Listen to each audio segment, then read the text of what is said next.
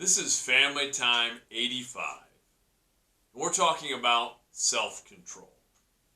First, I wanted to add on a little bit to our family time from last week. We were talking about self-awareness last week, and I was having my students discuss their strengths. It was a very simple task. I just wanted my students to identify something they think they're good at, a strength they believe they have.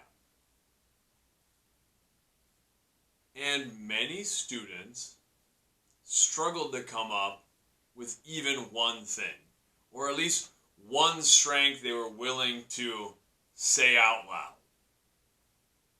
That's a little disheartening. And I think it says a lot about some of the shortcomings of our educational system and how we support people in general as a society. It's so easy to focus on perceived shortcomings. In schools, we do it all the time, or we identify where students aren't meeting the benchmark, where they're not making the grade. We're on top of things like behaviors that are seen as negative. And that's okay to a point. I, as much as anybody, am on students, finding them if they don't have something done, or even if they've missed a session in the weight room, something like that, my athletes. I'm following up with students, and I think there's some good to that.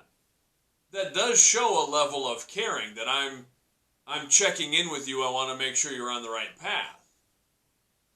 But we really have to make sure we're doubling down on those strengths.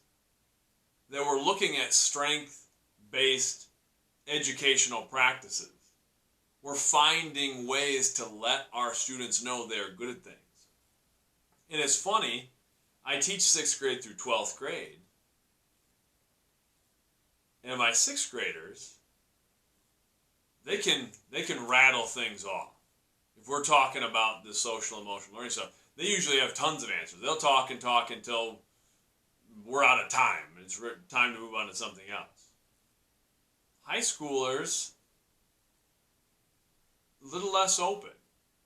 And I would say they've gotten more open with these conversations the longer we've done them. We've been doing them for a couple years. When we started, the high schoolers especially didn't want to share in front of everybody. They would email me or something like that. Now we have a lot more open discussion. But it's taken a long time. And that's what we have to do with our young people. We have to take time to break down some of these barriers. And a big one is we need to take the time to let students know they have strengths and they have value, even if they're the most challenging students, even if they're students who struggle academically, struggle behaviorally. We need to take the time to let them know you're good at this thing. You have this strength. Because they need to see that in themselves. That's how we build self-efficacy. That's how we build resiliency, is letting our young people know they have strengths. They have value. They're bringing something to the table already, just for being themselves. So that's just kind of a note from last week. As we talk about it in my classes, we do these things. We go through these activities that I discuss. And it's something I kind of know is coming when we get to this topic, talking about our strengths. And I'm trying to pull that out of some students. I require students to tell me a strength they have. And if they have to take some time to think about it, that's fine, but I want to get past that initial barrier of tell me something you're good at. And I try to point out things I think students are good at. But that's so important. Now we're moving from that self-awareness component into self-management. for our social emotional learning competencies. And as I mentioned, we're talking about self-control. That's really what self-management is.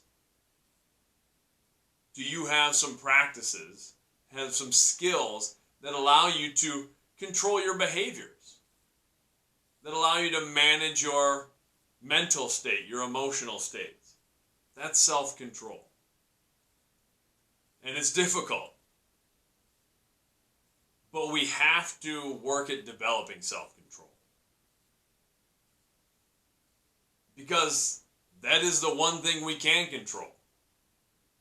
There's so many things in life where we don't have control. We can't control what other people do, how they think, how they react. We can try to do things to influence them, but we don't have total control there. We can't always control the situations around us. Again, we might be able to impact the situation, but sometimes things just happen. It's like trying to control the weather. There's no sense in getting frustrated about what the weather's going to do, if it's going to rain, if it's going to snow, because we don't have any control there. We say it all the time to our athletes, control what you can control. Don't get caught up and frustrated and broken down by the things over which you have no control. Take a little time to shift your perspective and focus on the things you can control. Because there are things in your control. And the biggest thing in your control is yourself. That doesn't mean it's easy, but you have control there. And that's part of becoming self-aware and establishing who you really want to be. Is understanding I have control over these things in my life. I have control over how I react to things. And some people think, oh, I don't have control over that. We'll talk about these things in class. People say, well, this makes me angry. This makes me upset. We talked about that a couple weeks ago. For this very purpose. It's okay and it's good to identify situations wherein we get upset, where we have an emotional reaction. But the next step is realizing that it's not necessarily the situation that's causing the reaction. It's okay to not like something, but we need to take some ownership for how we react and how we behave. And that takes some discipline, and it takes practice. And it's easy to shy away from those things. It's very easy to give in to our impulses. That's what a lack of self-control is. It's giving into what we feel in the moment, whether it's an emotional outburst, whether it's giving into an immediate desire at the risk of our long-term goals. We need to have some self-discipline, some self-control. We have to take a step back and say, okay, I need to stop myself from behaving this way. I need to stop myself from doing this thing because it will lead me down the path I want to take. And that discipline actually gives us more freedom. And it gives us more joy because it lets us do the things we ultimately want to do, the bigger things that are important to us. We're going to talk this week about some strategies that help us manage our emotions and manage our behaviors. There's a lot of things out there. It's about finding our own techniques, our own tools, the things that work for us. For me, I do a lot of sort of charting. I will write down things that I want to focus on. I'm not just talking about activities of the day, but areas of focus that I want to be better at this thing. I want to spend a little more time thinking about this, maybe I haven't done so good with this thing, so I want to focus on controlling that impulse, those sorts of things. Then I can put in some practices.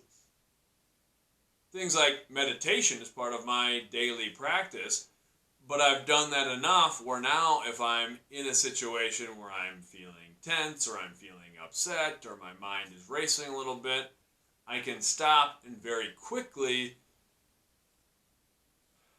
just take one deep breath to sort of reset and focus in on what I can control.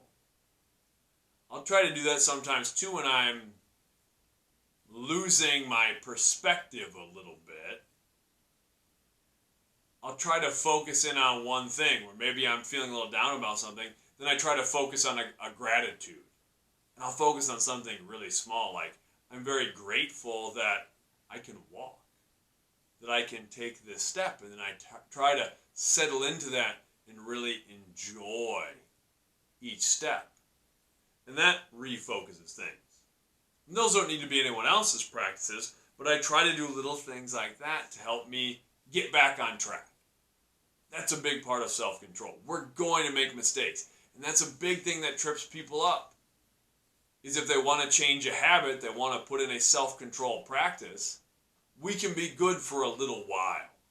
We can be very disciplined about our diet, our exercise, or doing our homework for a little while. And then it gets hard because other things come up. And then we get off track.